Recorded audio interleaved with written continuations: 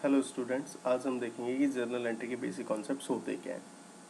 ठीक है, तो सबसे पहले हम समझ लेते हैं कि जर्नल एंट्री के बेसिक कॉन्सेप्ट से पहले हमें तीन चीज़ें जानने की ज़रूरत रहेगी।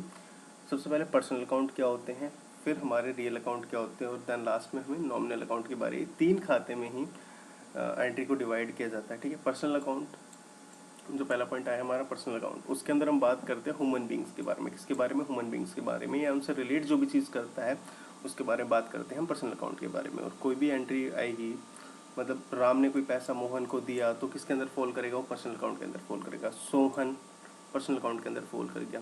बैंक अकाउंट ऐसे लिखा मिलेगा आपको, लेकिन बैंक होता है क्या? एक पर्सनल अकाउंट होता है, क्योंकि जो बैंक होता है वो या तो बैंक ऑफ बड़ौदा का खाता होगा। आपका जो अकाउंट आपने ओपन करवाया है तो बैंक ऑफ बड़ौदा में करवाया होगा। बैंक अकाउंट के नाम से तो कोई बैंक है नहीं ना, आपने उसके अंदर कोई अकाउंट ओपन करवा रखा है, या फिर एक्सिस बैंक में कराया हुआ है, या HDFC बैंक है, कोई भी आपका बैंक हो सकता है। तो एक जो बैंक अकाउंट होगा बेटा, वो किसके अंदर होगा? किसी बैंक के अंदर होगा। और बैंक क्या होता है? बैंक ऑर्गेनाइजेशन होता है ना। ठीक है, बैंक एक ऑर्गेनाइजेशन है, या फिर कंपनी फॉर्मेशन के हिसाब से तो कंपनी, यानी कि इसमें काम क्या है, जो सोल पर्पस हमें समझना था वो है कि भैया इसके अंदर बहुत सारे लोग काम करते हैं और ये लोगों के द्वारा ही बनाया गया है। तो इसलिए क्या हो गया, ये हमारे पर्सनल अकाउंट के अंदर फॉल करा। राम आपको पता है कि नेचुरल ह्यूमन बींग का किसी बंदे का नाम होता है, मोहन नाम होता है, सोहन नाम होता है, सीता, गीता, कुछ भी क्या होते हैं, नाम होते हैं। ठीक है, अब कंफ्यूज नहीं होना है आगे से। बैंक अकाउंट किसके अंदर आता है? बच्चों को कंफ्यूजन रहती है कि रियल अकाउंट के हिसाब से उसकी एंट्री करते हैं, और वो एंट्री हमेशा गलत जाती है उनकी। ठीक है, कॉन्सेप्चुअल गलतियाँ करते हैं बच्चे, तो कॉन्सेप्ट हमेशा क्लियर रखना है। बैंक अकाउंट हमारा फॉल करता है क्योंकि ऑर्गेनाइजेशन का होता है, इसलिए हमारा पर्सनल अकाउंट के अंदर फॉल करता है। सेकंड चीज़ समझते हैं कि रियल अकाउंट क्या होता है, जहाँ पे बेटा खाली बुक्स बनती है ना, जहाँ पे ह्यूमन बींग का या फिर नेचुरल पर्सन का कोई भी लिंक नहीं रहता, वहाँ पे क्या होता है, रियल अकाउंट होता है। जैसे सेल्स अकाउंट है, यहाँ पे कोई ह्यूमन बींग नहीं आया। परचेज अकाउंट है, यहाँ पे कोई ह्यूमन बींग नहीं आया। ऐसे ही कोई कैश है, तो वहाँ पे क्या है बेटा, कोई ह्यूमन बींग नहीं है ना इन्वॉल्व।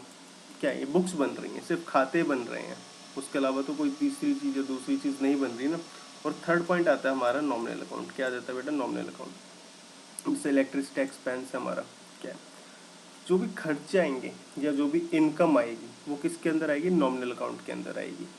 खर्चे और इनकम किसके अंदर आएंगे बेटा? नॉमिनल अकाउंट के अंदर आएंगे। ठीक है, इलेक्ट्रिसिटी हो गया हमारा खर्चा है, इलेक्ट्रिसिटी का बिल पे करना है, हमारा खर्चा होने वाला है, तो नॉमिनल अकाउंट के अंदर है। कमीशन हमें किसी को देना है तो नॉमिनल अकाउंट के अंदर आ गया। या कमीशन किसी से मिला है तो वो किसके अंदर आ गया? नॉमिनल अकाउंट के अंदर। सैलरी देनी है नॉमिनल अकाउंट के अंदर। वेजेस देने या लेने हैं, वेजेस पेड करना है मान लिया, तो क्या एक एक्सपेंस है हमारा किसके अंदर? नॉमिनल अकाउंट के अंदर।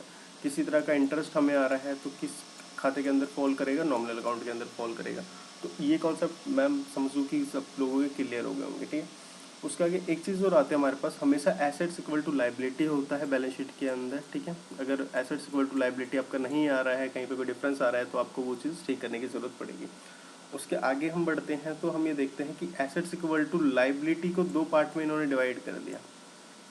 एक तो अदर लाइबिलिटी बना दी हमने यहाँ पे, और दूसरा क्या बना दिया हमने यहाँ पे? कैपिटल अकाउंट बना दिया। ठीक है, तो कैपिटल से मतलब है कि भाई साहब पूंजी कितनी लगाई किसी बंदे ने अपने व्यापार के अंदर, तो जो उसने व्यापार स्टार्ट करा है उसके अंदर एक बंदा पूंजी कितनी लगाता है। मान लेते एक राम था, तो इसने एक आर नाम की कंपनी स्टार्ट करी है।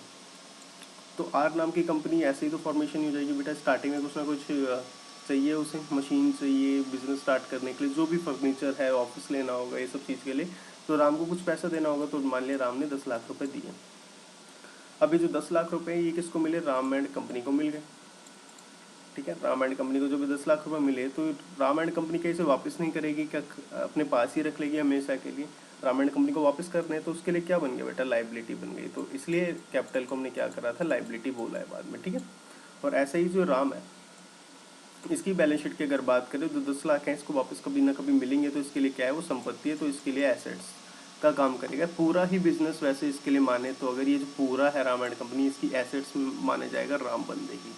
ठीक है, जो राम नाम का बंदा है इसकी पूरी ही चीज़ एसेट्स मानी जाएगी। उसके आगे जब बढ़ते हैं, अब हम 3 गोल्डन रूल के बारे में बात करते हैं जिसके ऊपर अकाउंटिंग बेस्ड होती है। अगर ये चीज़ आपकी स्ट्रॉन्ग है तो आपको जर्नल एंट्री आपकी हमेशा ठीक ही रहेगी। ठीक है, आपको जर्नल एंट्री बनानी आ जाएगी। तो अकाउंट टाइप की बात कर लेते हैं। सबसे पहले हमने जो बनाया है टेबल, इसके बारे में बात कर लेते हैं। सबसे पहले आता है अकाउंट टाइप। ठीक है, अकाउंट टाइप में डेबिट करना है एक खाते को और एक को क्या करना है बेटा, क्रेडिट करना है। ठीक है, अकाउंट टाइप में बात कर लेते हैं। अभी हम 3 अकाउंट की टाइप के बारे में बात करते हैं। पर्सनल अकाउंट, ठीक है, एक रियल अकाउंट और तीसरा है अपना नॉमिनल अकाउंट। ठीक है, तीनों खातों के बारे में हमने बात करी।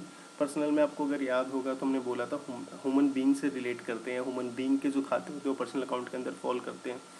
जिसमें खाली बुक्स बनती है वो हमारा रियल अकाउंट के अंदर फॉल करता है। जो खर्चे हैं, जो इनकम है बेटा, वो किसके अंदर आते हैं, नॉमिनल अकाउंट के अंदर आते हैं। अब आगे चल के देखते हैं कि पर्सनल अकाउंट के लिए हमें बोल रहा है कि जो बंदा रिसीव कर रहा है ना, जो बंदा रिसीवर है उसको क्या कर दो, उसको डेबिट कर दो। और जो बंदा कुछ दे रहा है, जो बंदा गिवर है, उसको क्रेडिट कर दो। रियल अकाउंट के अंदर ये आपको बोल रहा है जो चीज़ आपके पास आई, इन हुआ जो चीज़, उसको डेबिट कर दो, और जो चीज़ आपके पास से गई है उसको क्या कर देंगे, क्रेडिट कर देंगे। ठीक है, आगे बात करते हैं नॉमिनल के अंदर एक्सपेंस एंड लॉसेस को आप क्या कर देते हो, डेबिट कर देंगे, और इनकम एंड गेन्स को हमें क्या करना है, क्रेडिट कर देना है। अब इसको नीचे एंट्री की मदद से समझते हैं कि क्या हो सकता है। अब हमने कोई एक एंट्री लिखी, एग्जाम्पल के तौर पे हमने लिखा purchase account debit to Ram, जो कि क्रेडिटर बन जाएगा बेटा। क्या बन जाएगा, क्रेडिटर बन जाएगा। अब जो परचेज अकाउंट है, जब बंदे ने कोई सामान खरीदा तो उसके पास कुछ चीज़ क्या हुई बेटा, इन हुई। और परचेज को हमने देखा कि भाई साहब परचेज तो एक बुक बनती है, क्या होता है, एक बुक होता है, और जो सामान हमारे पास आ भी रहा है, ठीक है, और कुछ सामान हमारे पास आया भी, बुक है तो भैया रियल अकाउंट के अंदर भी आ गया, ये भी पता चल गया, हाँ रियल के अंदर फॉल कर गया है हमारा, रियल अकाउंट के अंदर मेरा है परचेज अकाउंट फॉल कर गया, और इन आया।